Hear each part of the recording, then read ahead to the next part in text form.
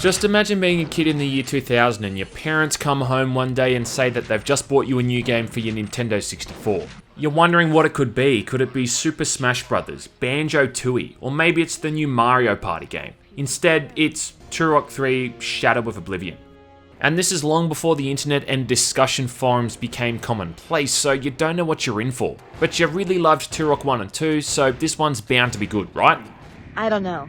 Well, as far as games go, I don't think Turok 3 is a bad game, but for the series itself, really started to show the cracks around the edges of a franchise that had a really strong start. What also didn't help, I think, is that it was released exclusively for the Nintendo 64, so what little audience this thing had at the time was now even smaller. In fact, I only knew one person who had this thing back in the day, and he didn't speak all that fondly of it. What does it mean? Well, let's see how it all stacks up then, shall we? You ready? Ready as I'll ever be. So like the other games before it, Turok 3 Shadow of Oblivion is a first-person shooter developed by Acclaim Entertainment. The whole franchise follows a bunch of characters under the Turok mantle, and in the past we've seen this thing being held by a guy named Talset in Turok 1, and my boy Joshua Fireseed in Turok 2. Basically, it's a title given to someone who protects the world from alien invasions, interdimensional beings, and Instagram thoughts. A main threat the lineage faces is this creature called Oblivion and his army of flesh eaters. And the events in the last couple of games have been leading up to this final conclusion and his arrival, so he's kind of a big deal. Now, Turok 3 opens 2 years after the events of Turok 2, with Joshua Fireseed having a nightmare where he sees a kid being held captive by flesh eaters. Before he's able to save the kid, he wakes up, and then he somehow gets it into his head that this is some kind of vision that's warning him about the future of the bloodline. Now, Joshua's living with his sister Danielle and his little brother Joseph, who looks like a cross-eyed version of him. And chances are he probably also got held back a grade in school. Anyway, that night a bunch of flesh eaters ambush Joshua while he's sleeping, and before he's able to escape, he's shot in the back and goes out like a little bitch. You're too loud. Let's take a moment to notice how lazy this writing is too. I mean, here you've got one of the most badass characters in the whole Turok universe, who's been shot in the back by lowly flesh eaters. Joshua! That'd be like Indiana Jones dying by choking on a throat lozenge. I mean, it's insulting. Reminds me of Johnny Cage dying in the first 5 minutes of Mortal Kombat Annihilation. Oh, sorry, spoilers. Anyway, Danielle and Joseph get the hell out of Dodge, where they meet up with Adon, who for some reason looks completely different to the last game. And also a bunch of robot heads referred to as the Council of Voices. During these cinematics, you'll notice the modelling for these characters is pretty good, and there's even some half-decent facial animation for the time too, with a few basic expressions used during some of the close-ups. Like, for the time it came out, it's pretty good stuff. You'll also marvel at how much effort the animators put into modelling Danielle and Adon's cleavage. Yeah, they put in the time and effort to add in boob physics to the cinematics. Amazing. At this point, they're all told that someone has to take up the Turok mantle, or else basically the whole universe and space-time continuum yada yada yada is going to go to hell. And this is where you choose who to play the campaign as, even though the choice should really be simple. I mean, snotty, whiny little Joseph Fireseed who has a look on his face like he just crapped his pants. Or Native American ass-kicking bae Danielle. I mean, guys, come on. Native American girls have had a pretty good run in first-person shooters too, with Danielle in this obviously, then Jen from Prey and Tala from Darkwatch. Not that that's really a meaningful thing to add to the video, I just felt like saying it. Fuck you. Now, there are differences between each character, mostly in the weapons they use and a special item they get. In terms of the weapons, Danielle gets a tomahawk, whereas Joseph gets a knife. They'll both get a bow, pistol, shotgun, grenade launcher, assault rifle, and of course the cerebral bore, but the upgrades for these guns differs greatly depending on the character. So for the pistol, Danielle gets the Mag 60 returning from Turok 2, where Joseph gets the silenced pistol. Danielle gets a tech bow with explosive rounds as an upgrade for the bow, but Joseph gets the storm bow, which is like the normal bow but can fire instantly. Danielle then gets a grappling hook during certain sections, and Joseph has night vision goggles and has to sneak around unique areas instead. He can squeeze into tight places in specific situations, which helps you bypass some sections of certain levels. But I mean, outside of that, the gist is still the same. You run around, shoot people, and you find the exit. Repeat this for the 5 short levels the game has. Yeah, 5. Count 'em. Regardless of who you've chosen, the first level begins in some kind of futuristic city where a bunch of hentai tentacles are coming out of a rift in the sky, and you gotta close it faster than I close your mum's legs. Schwacked. This involves moving through city streets held under martial law that kind of reminded me a bit of the opening levels in Half-Life 2. Is that a coincidence, or do you think that someone at Valve played Turok 3 before working on Half-Life 2? Overall, this isn't a bad start, and it's definitely unique for this series in terms of the environment. One point of this level even has this super harrowing section where you're moving across these subway tracks trying to dodge constantly incoming trains. And I mean, you gotta give the city praise for that, like there's an interdimensional attack and monsters and zombies are killing people in the streets. But I mean, hey, at least the subways are still on time.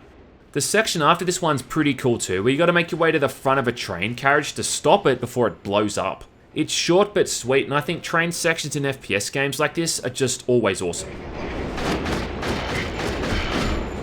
All in all though, this is a pretty short level and it won't take long until you fight the first boss, which just ends up being this weird amalgamation of a futuristic SWAT chopper and those giant hentai tentacles. And it's almost impossible to fail this because ammo and health is frequently regenerating right around you. After you finally defeat this thing, Danielle and Joseph hop into a portal and you move on to the next level. Where the hell are we? I don't know.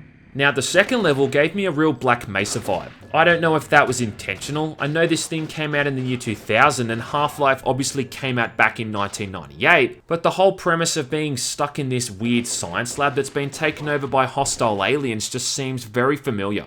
The end boss for this level is kinda fitting too, because I think it looks a lot like the Pitworm from Opposing Force.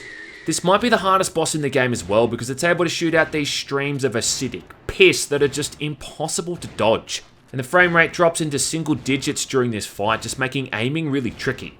It also highlights though how useful Turok 3's checkpoint system is. Now the way this works is that every time you enter an area, you basically get a checkpoint. If you die, you start back at the beginning of the area, with all of your ammo and weapons returning to what you had before dying.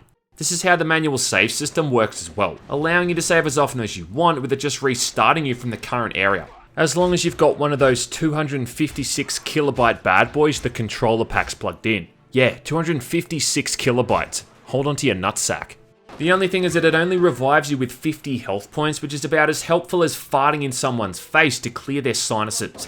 But I mean, I think if the game made you restart from the beginning of a whole level, it would just be absolutely sadistic. Anyway, next up you're moving through a junkyard as a means of finding passage back to the Lost Lands, the location from the first Turok game.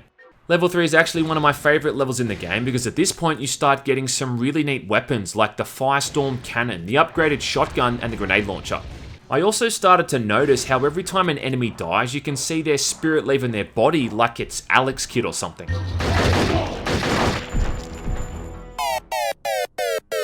By this point though, I'd also noticed that I was yet to find myself lost in the game. A big issue with Turok 1 was that it was pretty easy to overlook a crucial item you needed to progress, like a key component or something, making some of the levels really confusing. With Turok 2 they rectified this a little bit and the structure to levels became a lot easier to follow, but it was still a challenging game, and it required the player to remember where they'd been and also what they were still on the lookout for.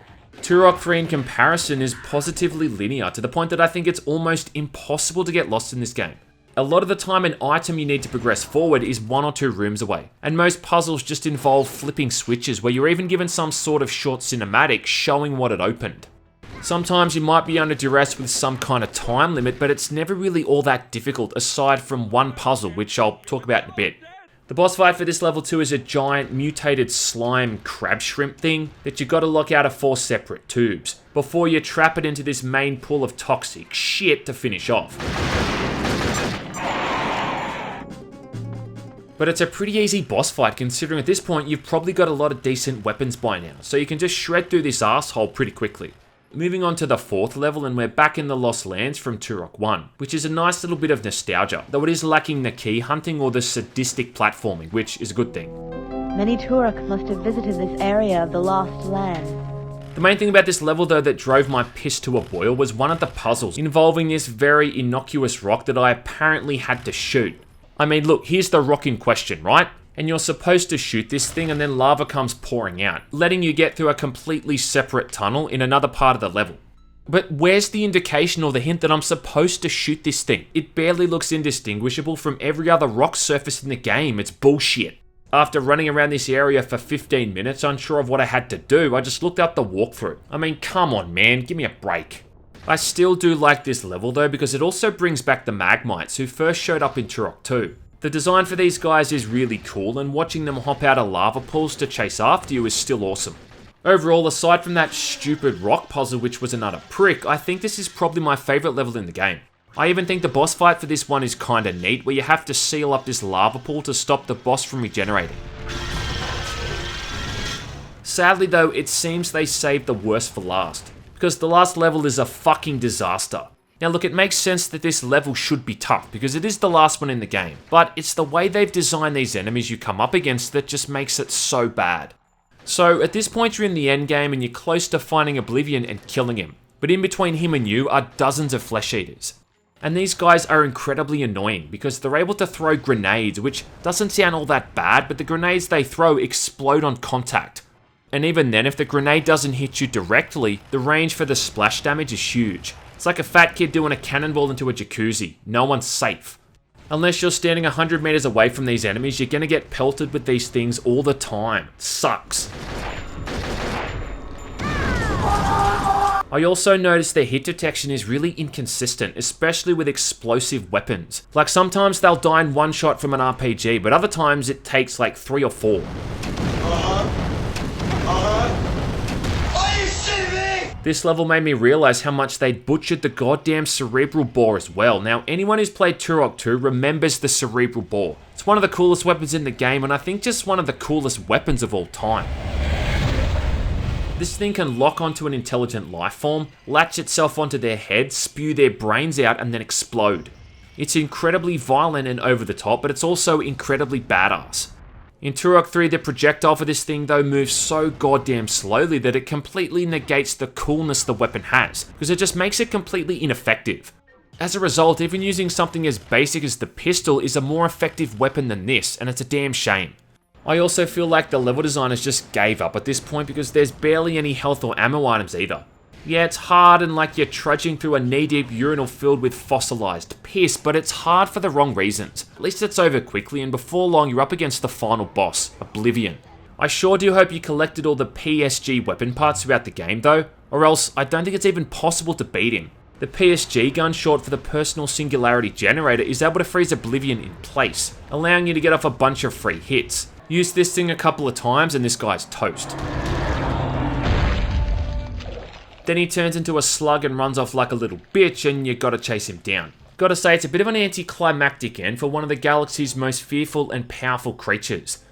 I mean, this thing is supposed to be able to devour worlds, destroy entire civilizations. It'd be like the Avengers coming across Thanos while he's taking a crap and just killing him when he took the Infinity Gauntlet off to wipe his ass. It's this fat little slug thing that looks like the kind of enemy you'd find in a starting area for an RPG. Anyway, soon after another boss fight, which I don't think I should spoil, Oblivion is done for good.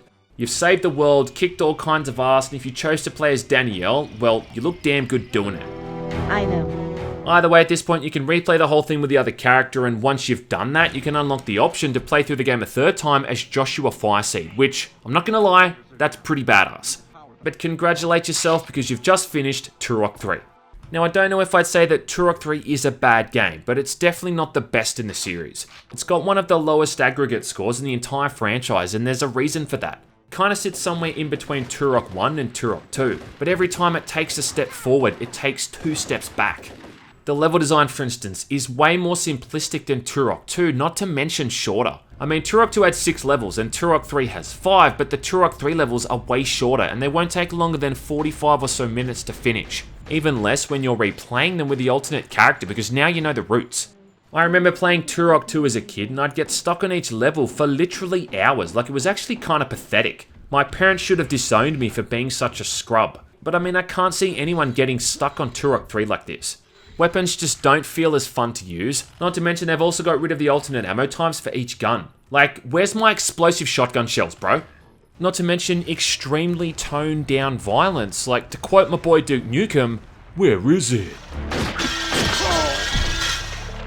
There's about the same amount of weapons all up. Turok 2 has 24, but some of them aren't really weapons, so in actuality it's probably less than 24. Turok 3 technically has 23 weapons and all of these can be used on land or underwater, but they're almost entirely split up between each character, so you're only really getting half for each playthrough.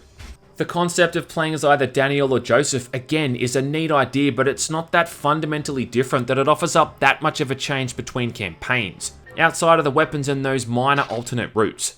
But I think the main issue is that this thing came out the same year as Perfect Dark did, and how can you compete with something like that? A game that had multiple difficulty modes that affected the mission parameters, all these awesome weapons, a cool cyberpunk story involving government conspiracies and aliens. And then a character like Joanna Dark as the protagonist. I mean, nothing against Danielle, but she can't really compete with Joanna, you know what I mean?